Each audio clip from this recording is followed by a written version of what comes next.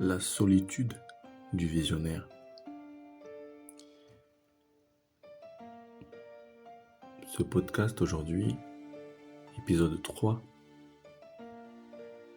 vient nous montrer à quel point une personne dotée d'une vision est souvent confrontée à être seule, à être incompris. Mais pourquoi les gens qui ont une grande vision se sentent souvent seuls au début? C'est normal et c'est même bon signe. Au début, les personnes de vision, des personnes visionnaires, des personnes qui veulent accomplir des grandes choses ont souvent tendance à être seules. Parce que le monde ne les comprenne pas. Parce qu'ils ont des rêves qui sont trop grands, qui sont trop ambitieux pour les autres. Des rêves des fois qui font ressortir l'insécurité des autres.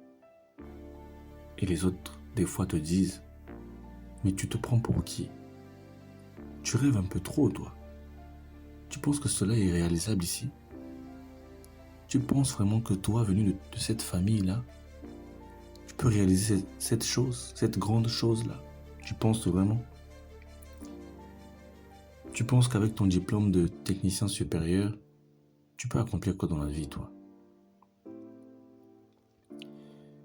Mais ces personnes visionnaires sont animées d'un ardent désir d'impacter, un ardent désir de réaliser de grandes choses. Non pas parce qu'ils sont compétents, mais parce qu'ils ont un rêve. Parce que leur imagination leur a fait voir que ce qu'ils rêvaient est possible. Et c'est parce que l'imagination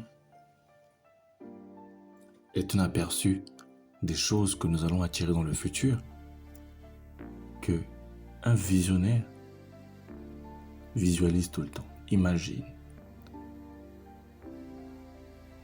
Et dans ce côté, des fois un peu trop idéaliste. Mais un visionnaire, c'est aussi celui-là qui sait passer à l'action. Parce que oui, lorsque l'on visualise, lorsque l'on imagine, on active ce qu'on appelle la loi de l'attraction, la loi de la vibration. Mais dans la loi de l'attraction, il y a le mot action. Attract et action.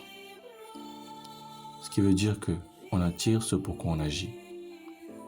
Lorsqu'on a cette visualisation,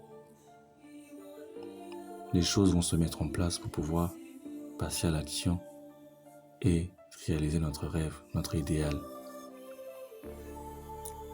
Je me rappelle dans une période où j'étais beaucoup incompris par les autres parce que je faisais pas et je ne fais toujours pas ce que la jeunesse classique fait. Ce qui veut dire du métro, boulot, dodo. Bien que actuellement je suis salarié, que je ne travaille pas encore à mon propre compte, mais j'ai une vision pour ma vie. Je sais où je veux aller, je sais ce que je dois faire et surtout, je sais que je dois impacter et que j'impacte déjà. C'est ça aussi un visionnaire. À un moment, je me suis senti seul lorsque j'étais en phase de terminer mes études de réseau de télécommunications. C'est à ce moment que j'ai compris que j'étais appelé à une grande vision, que j'étais appelé à accomplir de grandes choses. Mais le monde ne me comprenait pas. Parce que je ne voulais pas faire ce que tous les jeunes faisaient. J'avais commencé à aimer la lecture, à aimer réfléchir sur des sujets complexes, sur des sujets spirituels. Et aujourd'hui, à travers mes pensées, à travers ce que j'ai commencé à mettre en place, j'attire de jour en jour des personnes qui sont comme moi, des personnes qui ont une grande vision, des personnes qui ont déjà accompli leur vision. Et là, on parle des mentors. Et ce n'est que comme ça que vous allez vous entourer des personnes qui vous ressemblent.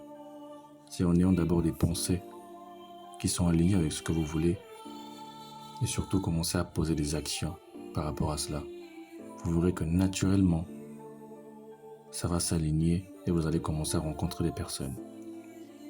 C'est aussi pour ça que les visionnaires est né, pour vous permettre d'avoir cette plateforme-là où nous pouvons nous retrouver entre nos visionnaires, entre nous qui se comprennent, qui ont une vision, qui veulent impacter le monde. Et à travers cette plateforme, nous allons partager du contenu, nous allons nous soutenir, et nous allons mener ensemble des projets extraordinaires. Je vous laisserai sur cette phrase qui dit que ce n'est pas le chemin le plus emprunté qui est toujours le bon. Je vous souhaite une excellente semaine. C'était Olivier le Visionnaire, votre humble serviteur.